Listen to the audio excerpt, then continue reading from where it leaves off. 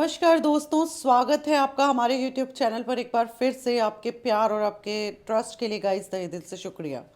आज हम हाजिर हैं फिर से एक बहुत ही इंफॉर्मेटिव वीडियो लेकर के गाइस। इस वीडियो के अंदर आज हम चर्चा करेंगे आपका जो बीएड फर्स्ट सेकेंड ईयर के जो स्टूडेंट्स हैं, नॉलेज एंड करिकुलम पेपर की जो तैयारी कर रहे हैं, उसमें एक बहुत ही इम्पॉर्टेंट टॉपिक है जिसका नाम है आइडियलिज्म। ठीक है, आदर्शवाद। आज हम उसके बारे में पढ़ेंगे। वैसे तो इसमें देखिए, जो आपका सेकेंड यूनिट है नॉलेज एंड करिकुलम का सेकेंड यूनिट, उसमें आइडियलिज्म है, प्रैग्मेटिज्म है, नेचुरलिज्म है, एग्जिस्टेंशियलिज्म है।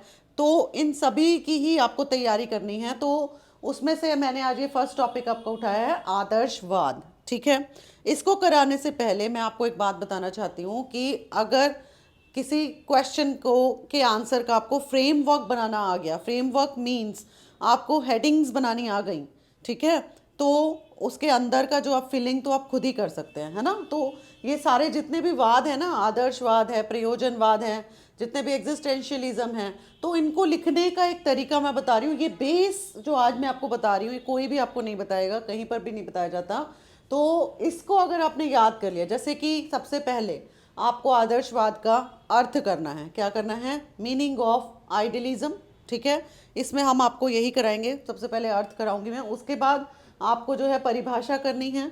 ठीक है, परिभाषा क्या होती है ये हम पढ़ेंगे। फिर हम करेंगे इसमें idealism and AIIMS of education, यानी कि शिक्षा के उद्देश्य क्या है। फिर है आइडियलिज्म एंड करिकुलम। ये मेन हेडिंग्स बनानी है आपने, ठीक है, इनको याद करके जाना एग्जाम में। इसी पैटर्न में आपको क्वेश्चन लिखना है। सबसे पहले मीनिंग बताना है, फिर डेफिनेशंस, फिर एम्स ऑफ एजुकेशन, फिर करिकुलम, फिर मेथड्स ऑफ टीचिंग क्या थे उनके, और डिसिप्लिन के बारे में वो क्या जो है अपनी राय देते हैं, और इसमें टीचर की क्या भूमिका होती है, और इसकी स्ट्रेंथ्स क्या हैं, इसकी वीकनेसेस क्या हैं, और ये कैसे इसके सिद्धांत जो हैं वो लागू होते हैं, कंक्लूजन क्या है, ये सारा का सारा हम पढ़ेंगे। अब सवाल ये उठता है कि जो आदर्शवाद है, आइडियलिज्म है, इसको जो है, इस सोच को जन्म देने वाले जन्मदाता कौन है? सबसे पहला सवाल यही उठेगा आपके मन में कि ये जो सोच आई है, ये जो आदर्शवाद बताया गया है, तो ये कहाँ से आया है? ये जो है वेस्टर्न थिंकर्स की सोच है। ठीक है, वेस्टर्न थिंकर्स, आपने नाम सुना होगा, सुकरात और प्लेटो जो हैं वो इसके जन्मदाता माने जाते हैं। और इंडिया के अंदर जो है इसका जो, in India it was born out of the scripts of Vedas and Puranas and Upanishads. ठीक है, इनसे ये लिया गया। आदर्शवाद शब्द की उत्पत्ति किससे हुई है? आदर्श और विचार से हुई है। ठीक है, इनका मानना है कि हर चीज़ की वास्तविकता विचारों पर है, मेंटल फ्रेम से है, और हम जो विचार सोचते हैं, हमारे मन में जो निहित विचार होते हैं, उन्हीं पर डिपेंड करता है। और यह एक बहुत ही पुराना दार्शनिक विचार है। और भारत में इसका जो जन्म हुआ है बच्चों, वो वेद, पुराण और उपनिषद की लिपियों से ही हुआ है। और बाकी इसका जो श्रेय जाता है वो किसको जाता है? वेस्टर्न थिंकर सुकरात और प्लेटो को जाता है। ठीक है, इस तरह से आपको लिख कर आना है।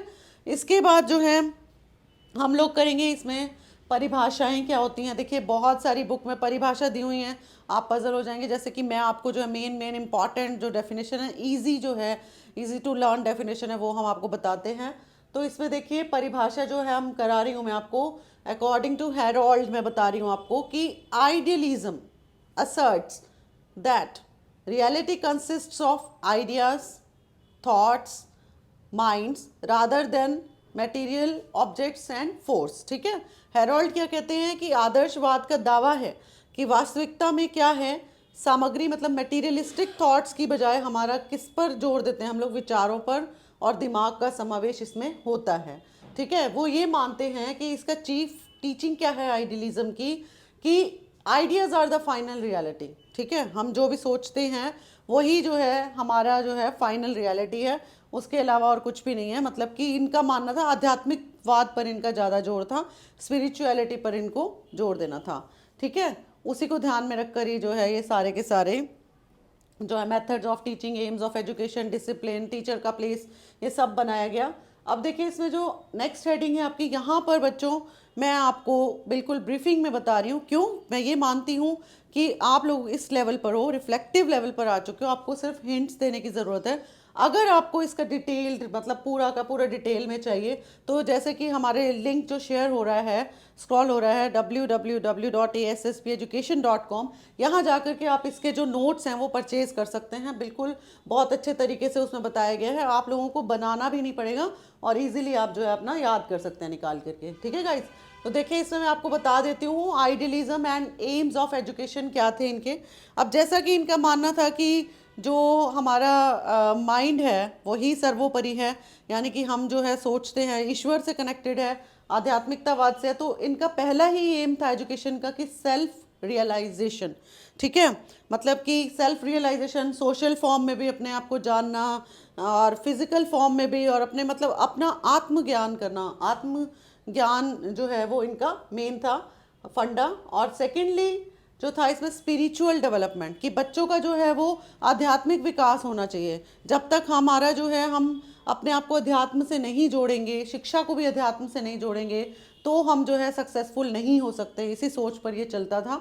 और थर्ड है इसमें देखिए मॉरल एजुकेशन, वही नैतिक शिक्षा की, नैतिकता की बातें बताना कि हमें जो है वो सच्चाई का से चलना चाहिए, ईमानदारी पर चलना चाहिए, इस तरह से। और फिर है ट्रांसमिशन ऑफ कल्चर। ठीक है, मतलब ये मोटे मोटा इन्होंने 3-4 जो है एम्स ऑफ एजुकेशन दिया था कि हमें जो है मॉरल एजुकेशन पे फोकस करना चाहिए। और इसमें इन्होंने जो है कुछ भी लाइक मटेरियलिस्टिक थिंग्स पर जो है कम फोकस किया है, सिर्फ और सिर्फ स्पिरिचुअलिटी पर ही फोकस किया है। ठीक है, इसी के हिसाब से ही देखिए यहाँ पर इनका करिकुलम जो है वो डिस्क्राइब किया गया है कि मानव जाति की संस्कृति को बहुत मानते थे कि संस्कृति को हमें जो है प्रोटेक्ट करके चलना है।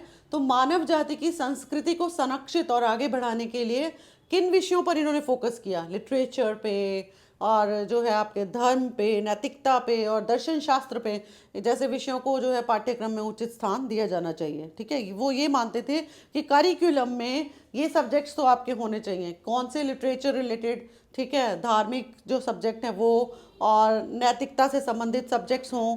ठीक है, और बौद्धिक विकास के लिए इन्होंने, आध्यात्मिक विकास के लिए तो उन्होंने ये सब्जेक्ट्स बताए, और बौद्धिक विकास के लिए उन्होंने कहा लैंग्वेज हो जाए, साइंस हो जाए, मैथ्स हो जाए, ये विषय इसमें होने चाहिए। मतलब करिकुलम में उन्होंने अपनी संस्कृति को प्रिजर्व करने के लिए ये सब एथिक्स वगैरह, रिलीजन, लिटरेचर वगैरह को इंक्लूड किया था। ठीक है, इसके बाद आ जाइए आप इसमें idealism and methods of teaching. ठीक है, हम करेंगे idealism and methods of teaching. अब जो मेथड ऑफ टीचिंग था इसके अंदर, इन दिस क्वेश्चनिंग मेथड से पढ़ाया जाएगा। कौन कौन से मेथड मतलब अडॉप्ट किए जाएंगे वो हम इसमें करेंगे कि प्रश्नोत्तर विधि है, चर्चा पद्धति विधि है, लेक्चर मेथड से भी पढ़ाया जाएगा, इंडक्टिव एंड डिडक्टिव, जैसे मैंने कल आपको बताया ही था, इंडक्टिव डिडक्टिव मेथड का उपयोग करके पढ़ाया जाएगा, single project method, group project method से इनको पढ़ाया जाएगा बच्चों को। अब यहाँ पर बात आती है नेक्स्ट आपका आइडियलिज्म एंड डिसिप्लिन। वो ये चाहते थे कि बच्चा जो है ना अपने आप ही सेल्फ डिसिप्लिन करना सीखे। ठीक है, इसमें मेन जो है टीचर उनका रोल मॉडल होता था, लेकिन वो चाहते थे हम उन पर जो है खुद से जो है उनको डिसिप्लिन, मतलब उनके ऊपर जो है जोर जबरदस्ती ना करें।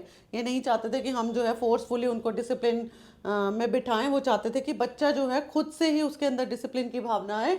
तो वो ये चाहते थे कि उनका मानना था कि अनुशासन बहुत ज़रूरी है, अनुशासन के बिना बच्चे का आध्यात्मिक विकास नहीं हो सकता है। तो अनुशासन को वो सर्वोपरि मानते थे। ठीक है, और टीचर का वहाँ इसमें क्या रोल होता है, आइडियलिज्म में क्या रोल है कि यहाँ पर मैंने जैसे अभी बताया आप लोगों को कि टीचर को जो है ना मेन इंपॉर्टेंस देते थे। टीचर ओरिएंटेड एजुकेशन पहले हुआ करती थी, है ना।